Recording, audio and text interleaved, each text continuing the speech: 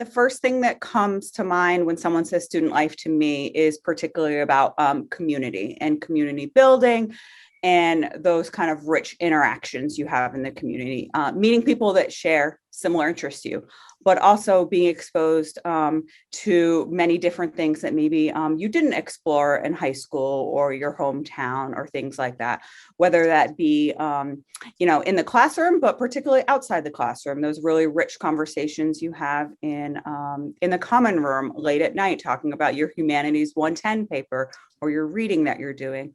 Or maybe even being kind of joining a club. I was just looking at our clubs and organizations page, and there are a few new ones this year, which is great. And one of them is deep sea diving. So just really kind of that opportunity to build community around something that perhaps you never really expected to do. I think of so much of what we do in student life enhances and enriches the academic experience. So Amy certainly touched on some of the events, activities, community engagement opportunities, but we're also here to help you develop and grow in your time at Reid to make meaning and process your educational experience and future goals and values. And we're here to help you when you encounter obstacles. So we are, Student Life as a team is here to help you problem solve to reach your definition of success during your time at Reid. This thing about advising, liberal arts colleges are places where, in some cases, students select a major early on. Sometimes it takes a while. How do we connect an advisor to a student based on their major, whether they know their major or don't know their major? And what is that process of advising for students to help them get oriented early in their college career? We'll collect information I think the forms are already live for incoming students to tell us their academic interests and their degree of certainty about that, because that can be really helpful information too. And you don't always get matched with a faculty member in your actual major, but we try to come close. So it may be somebody in the division that sort of generally surrounds your major, or it might be your actual major. The faculty are trained to advise across majors and departments and to understand the group requirements, the educational requirements everybody has to take really well. So it's okay if your advisor is a little bit different from where you think you're going to wind up as a major, and you can change advisors. People do that pretty regularly. So yeah, it's okay if you don't know immediately what you want to major in. We'll get you somewhere close as a starting point. And there's lots of good opportunities, both within the Hum 110 curriculum and the general curriculum, to try out different things in your first year. I just want to add, you're going to be invited to write a letter to your advisor. And nice. I just want you to know that advisors read those letters, and they're really, really helpful in thinking about just how to interact with you. So we'll already have some information about you.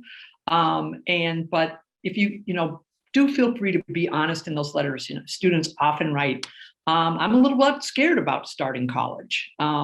It's great for me to know that as an advisor. So do feel free to write your heart out in those letters to your advisor. Mary, I think that is one of the coolest things that we do is have students talk to folks before they're here on campus. And so you've mentioned sort of an example of a letter that you've gotten. What is the feedback that faculty say about these letters, meeting students before they meet them? Suppose, this happens actually frequently. I might have an advisee who's written as their 3 areas of interest. They're interested in physics, which is how they landed with me, but they're also thinking maybe they'll major in music and maybe they'll major in political science. So I take that on as a challenge. And my goal for them is to keep all 3 of those majors open for them for as long as possible. And interestingly enough, the more carefully you plan, the more options you can keep open. I'm going to ask a question for one of our students. They'd love to hear about what, if any, campus activities there are for Jewish students, and what is the tenor of Jewish relations with other students, Muslim students, and students that identify differently on campus. How do students live out their lived experiences with each other at Reid? One of the things hopefully you've learned about Reid is that many of our student clubs and organizations are really student driven, which is super exciting because it really allows them to have a large sense of kind of creativity. And one of our very active groups is our Jewish Student Union. And so they regularly hold events on campus. There's a Halal organization with a rabbi who lives very close to campus that is closely connected to a lot of the students here and does provide kind of dinners and things at his residence as well. we really encourage and support and a community in which not only is everyone accepted, but that they're celebrated. And so, this can be a combination of student groups. So students may want to join or start a new identity group, and the staff is here, the student life staff is here to foster that. But there are also existing groups, and so I just because this example occurs to me right now, we've had students over the years who come from Nepal, and a few years back, our wonderful food service, Bon Appetit, hosted Nepal Week in the Commons, and actually had the Nepalese students help them with all of the recipes for Nepal Week, and figure out for ingredients that they couldn't find in America, what would be closest, what spice blends would be closest to the authentic ones. And I remember walking into Commons and seeing a couple of my advisees. There were a couple of physics majors who were Nepalese, and just the expressions on their face, they were just so proud to see the entire campus sharing this part of their culture. And they wanted to tell you all about every dish, how it was made, how they ate it when they were kids, whether it was everyday food or celebration food. That's just a particular example, but I think it made that particular community, that particularly smaller community at Reid, really feel like all of Reid really celebrated their culture with them. What is Reid doing to address racial justice as an institution? Something we talk a lot about. Reid has been part of that conversation going back quite some years. And really my job, is to think about the whole institution and think about what we need to be doing structurally and systemically. What are our policies? What are our procedures? What are our norms? How do we talk about ourselves? What are our narratives? And so we're, and as the nation's discussion has evolved, so has ours. And so I think one of the questions we're asking ourselves more and more now is, how do we center those who hold historically marginalized identities? So how do we think about our curriculum, our pedagogical practice? So this is on the faculty side, our advising practices, recognizing that that individual students really aren't walking into the same classroom. The physical space is the same, but what's happening in the psychosocial space is very different. And in fact, our Dean of Faculty just published a book on this very topic. And so we're really engaging the faculty and the staff and students, in particular student leaders, in these conversations. We have inclusive practices training for all of our student leaders, the student senate, the judicial board, the honor council, the reactor staff, the HAs, the tutors. So all students who are in some sort of stewardship position with respect to other students.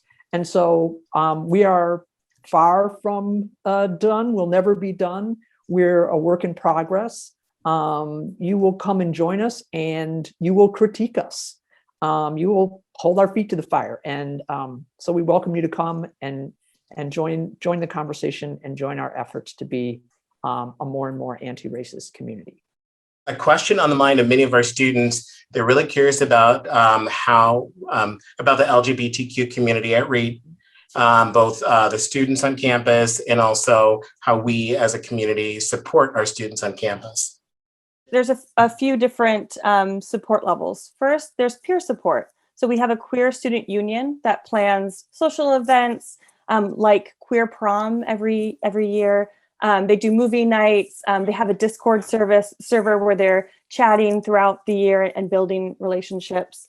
Through the Health and Counseling Center, we have a number of gender affirming care services provided to students, like hormone therapy and counseling services. The Center for Life Beyond Reid and other offices try to think really critically about preparing students who identify in the continuum of LGBTQ for career preparation, for navigating professional life, for example. So there's lots of ways we're trying to be proactive and think about the unique community needs for students. But the other cool things that we do on campus, Amy could probably add, we have In our facilities areas for housing, we have all gender housing and inclusive housing options. We have all gender bathrooms across campus. That's just built into the Reid environment. It's not something students have to ask or seek out to find. And that's something I'm really proud of in our campus community. Are there any sort of peer education programs, specifically any programs involved with sexual health and relationship? And maybe you can talk about a few other programs that sort of fall in that area. The SHARE program, which stands for Sexual Health Advocacy and Relationship Education. And this is actually a program that's run by a professional staff member, but employs up to 20 students who are trained to be peer advocates in terms of sexual violence prevention, education, and generalized support for students. So they're very well trained. They go through a pretty intensive training a couple of times a year, and they hold office hours every week and are available for students to help answer their questions. They also do programs on campus. This past term, they worked with our Health and Counseling Center to create a series of video interviews that are posted on YouTube, so you can check them out, on various topics related to sexual health. So I'm a student. I woke up in the morning. I've got to go to class, but I am feeling terrible. I'm feeling sick. What does Reid do in terms of health services on campus? What do we offer students, or how do we help them get help? Please don't come to class. That's true. Those isolated to your room. Right, yeah. right. Yes. That's great. Yeah. So start there. Thank you, Mary. Start there. The very basics. And kind of to follow on the support that we can provide for students generally, and for low-income students in particular, we have no-cost services available at the Health and Counseling Center. So this is a really wonderful resource for students, for everyone who's a student at Reid, on or off campus. We would hope that you'll avail yourself of these services. So we have an integrative center that's both medical and counseling in one place. So we have a team of medical providers and a team of counseling providers. So if you're sick, we will help you out. We now, if you want to say thanks to COVID, we can say that, but we now have video visits that are available. So if you're too sick to leave your room, that's okay. You can have a video visit with one of our providers. And if you have any long-term chronic illnesses, our providers can help you with that too. Whether it's helping you within our on-campus clinic or helping you find services off campus. In the fall, we will have two new specialist counselors in our Health and Counseling Center focused on providing services for Black and African American identifying students and students specifically with intersectional identities. So that's another way, another resource for students. Our students are also, visitors also curious about students that have IEPs, are curious about accommodations and how that process is managed at Reid. Do accommodations like time and a half carry over from their high school careers to college? Who can speak to some of our assessments? An important difference between accessing accommodations for disabilities in the K-12 era or age range versus in college is that students need to be proactive. So they need to self-identify as a student seeking accommodations and provide some documentation and an intake meeting to help us know what they need and how that's going to translate to the college experience. Something like time and a half on tests routinely transfers, but sometimes we need a more updated assessment of how things are going. And sometimes there are new accommodations that students didn't realize would be helpful or appropriate to them based on the changes between high school and college. So the office that administers accommodations and supports students is called Disability and Accessibility Resources.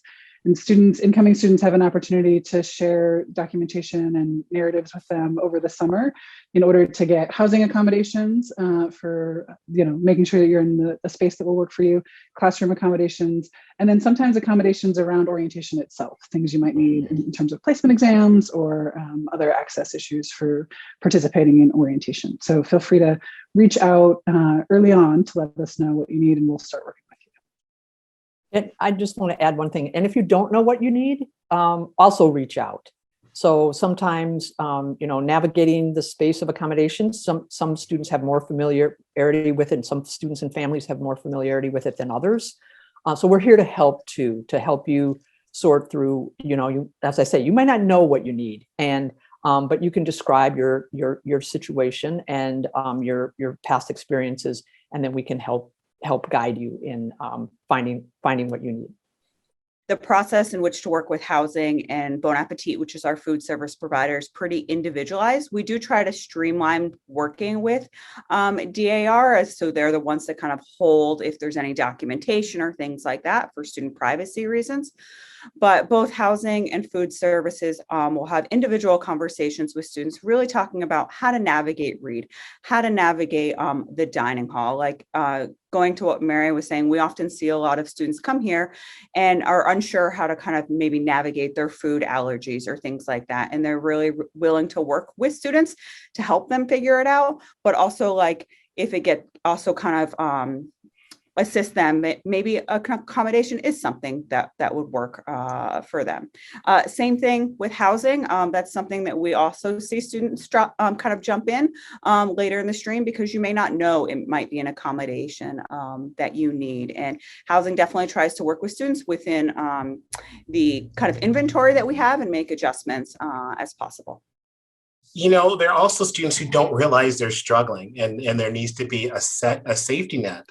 And Britt, I'm hoping you can talk a little bit about how we catch those students and help them help provide support services when they're maybe not aware that they need it. One of the teams that I oversee is called the Reid Care Team. And the Reid Care Team is a proactive group of staff comprised from different representatives from different offices, including disability and accessibility resources, residence life, athletics, fitness, and outdoor programs.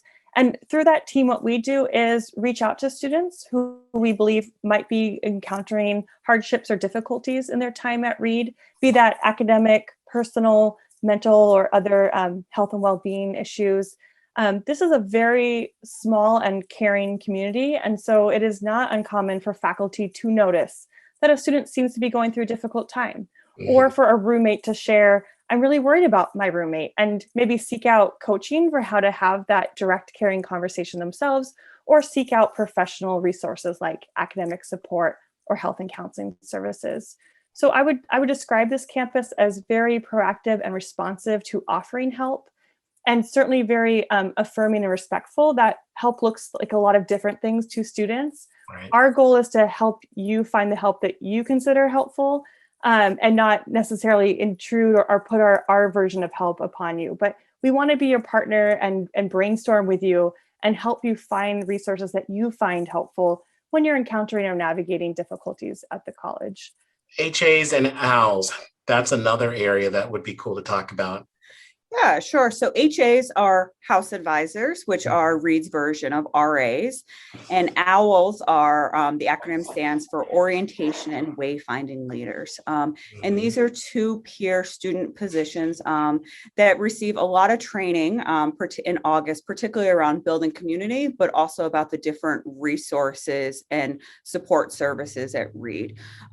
They really work to form one-on-one relationships with students and really kind of normalize their experience, but also help connect them to resources that may be applicable to what they're going through, whether it be tutoring or learning about walk-in counseling or walk-in or drop-by counseling hours where you don't have to make an appointment or things like that. So we definitely, and the HAs and OWLs are just two examples of some of the kind of the peer programs that we run at Reid, because we really find our students just learn so much from each other. So I think Mary and I can probably touch on this question about resources for low-income students, students of color, and students moving long distances. Travel to campus is something that we consider in our financial aid package. I think we've got the most competitive financial aid packages that you'll find, and I mean that sincerely.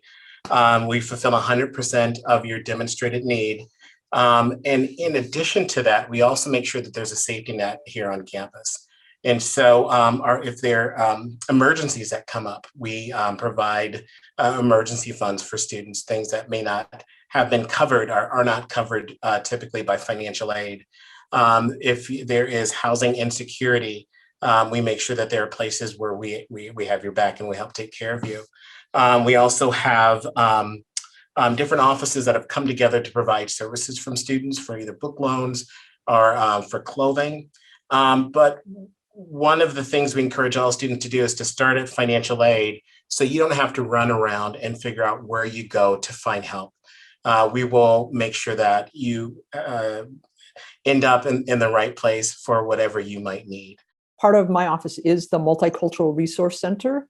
And that name isn't completely descriptive of all the different ways in which they work. So they're definitely a resource for students of color, LGBTQ plus students, and a lot of our students have intersecting identities. So we have a lot of students of color who are also LGBTQ plus, and so we recognize that thinking in that kind of way and really intersectionally about the ways in which students are going to engage with Reid and with the world during and after their time at Reid is important. We have work study programs to reduce student loan debt for those who don't qualify for financial aid. And so I'll start off with saying that Reid has historically low student indebtedness for folks who graduate. If you take a look at the national average, we're about 10,000 below the national average. We are well below the national average for just private colleges student loan indebtedness. In addition to that, we also provide opportunities for you to work on campus. We have on-campus student work, and we also have federal student work, which is offered on campus, but also off campus. And so one of you has a question about being involved in Portland for social justice work and politics. And I'd love if one of our panelists can talk a little bit about SEEDS and how SEEDS gets folks off campus working in the community. The SEEDS office is our office of community engagement, that is the broader community beyond Reid. And we've established a number of partnerships with community organizations. These organizations are serving K through 12 students, LGBTQ plus residents in the community, elders, homeless youth. So there's a wide variety of organizations with whom we have partnerships. Many of these partnerships are set up in such a way that you can use your federal work study money you're paid for the hours in which you give service to these partner organizations. In some cases, the community engagement can earn you the equivalent of PE credit. So you need to do 6 quarters of PE or community engagement in order to graduate from Reid. Fun fact. And you can get 2 of those 6 through the community engagement programs. I would love for you all to talk a little bit about, how Reidies are put together in terms of their lives on campus. What do we think about sort of this pressure around, studying? And if you could also end up by talking about some of the things like the Gray Fund and what we try to do to help really bright and intellectually engaged students speak to all sides of their personalities and interests. That seems to be at the heart of this question, is a sense that Reid might be a place where folks are working so hard all the time that they never play. And I would say that we have a lot of really overachieving, ambitious students who are used to being able to get all their work done, and it can be hard for them to hit pause to play. But we have so many great opportunities to do that after a pretty short time, folks recognize that you can't work every minute, and that's not a healthy balance.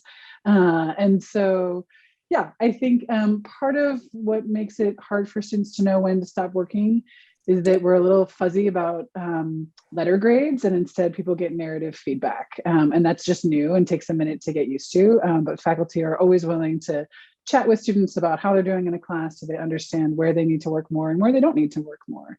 But I think that's one of the factors that comes into play, is without students get letter grades at Reid, but without regular 97, 87 on the top of their paper, it can feel like a harder thing to know when to stop. So that's just part of transitioning to life at Reid, and we're all used to talking to folks about it, and advisors are used to talking to folks about it. So they get there, and then they learn how to do all the fun things at Gray Fund. Amy?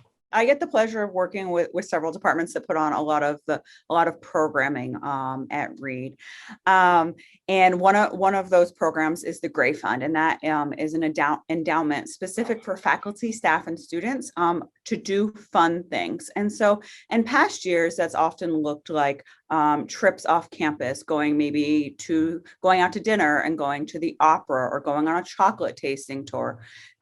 This is at no cost to everyone involved, and it's really just a great way to interact with people kind of outside of the Reid bubble.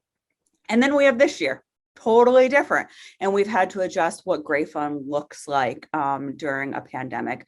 So we've been able to do some really awesome activities, like we brought in the Rose City Rollers, which is a roller skating organization in Portland, where students participated in roller skating in one of our parking lots. Some of them loved it so much that they started a student organization about roller skating. But even just this past week, we were able to bring a different food cart to campus each day, and faculty and staff and students lined up within COVID precautions and all kind of interacted, and were able to get kind of a free treat. And it was a really kind of nice kind of moment to just interact with people, particularly as we were kind of wrapping up the semester on campus. How was public transportation in Portland, especially around Reid? I personally find public transit and other ways of getting to campus to be quite accessible. Biking is one common way our off-campus students, staff, and faculty get to campus. If you don't live in a city or town that is bike friendly, Reid is happy to give you an orientation. We have a bike co-op that helps you find bikes, fix bikes, learn about like bike safety, and they offer events and workshops throughout the year. So if it's something new to you, we encourage you to learn from your peers who have mastered it over the years. There are several bus lines that do run from campus to downtown Portland, North Portland, all the spots you might want to eat or shop or hang out. But we also have a night bus that we operate, which helps students get after hours in the evening from campus back to their off-campus home or to other neighborhoods, at least in the southeast area, which is quite a large quadrant. So we also help you get home if you're staying late for an event or for studying in the library. And then the surrounding area, it's very walkable. We're down the hill from grocery stores, restaurants, and coffee shops. And so you'll see students throughout the year walking around to other neighborhoods nearby. So it's a very accessible location. Reid subsidizes the monthly TriMet bus passes. So if you're like committed to public transportation, you want to use that to get all around town and to and from campus, it's $28 a month, and Reid subsidizes the rest. So it's a pretty affordable option. And I believe that there are also other ways that you can help get it funded by Reid if you need that. So. Are you typically at 100% housing capacity? If a student is in a housing situation and for one reason or another, it doesn't work for them, how do we help them have that conversation? Regarding 100% capacity in housing, I think as you all know, we have a residency requirement for first and second year students. So first year students are required to live on campus, and we have students living in what we call neighborhoods. So all first year students live together in certain buildings on campus, and you can see which buildings those are on the Res Life website. And I think we do this in particular because first year students need certain things. They're transitioning to college. And so we kind of plan programs and support resources specifically around first year students, around the type of things they're doing in their curriculum regarding Hume 110. Like we talk about how to participate in conference, but also some of the things we also talk about are like how to talk to your friends if you're not getting along with them on your floor with a shared space or things like that. I find a lot of the support we provide students is really kind of figuring out how to have conversations in honorable ways and really thinking a lot about the impact that you may have on your community. So the specific question was basically, can you get a room change? We do try to honor room changes when possible. Obviously, at the beginning of the year, we tend to be a little bit tighter. And so we'll definitely work with the student and their roommate, if possible, to kind of really kind of navigate what's going on and figure out how we can help kind of problem solve that. Mm-hmm. Do we guarantee housing for 4 years? We do not guarantee housing for 4 years. It is required for both your first and second year. And then juniors and seniors can participate in room registration, which is basically like a housing lottery process in the spring. We are able to house about 80% of our students on campus. So we're finding kind of right now, obviously everything's a little different with COVID, but we're finding right now that generally if students want to live on campus in their junior and senior years, that they are able to do so.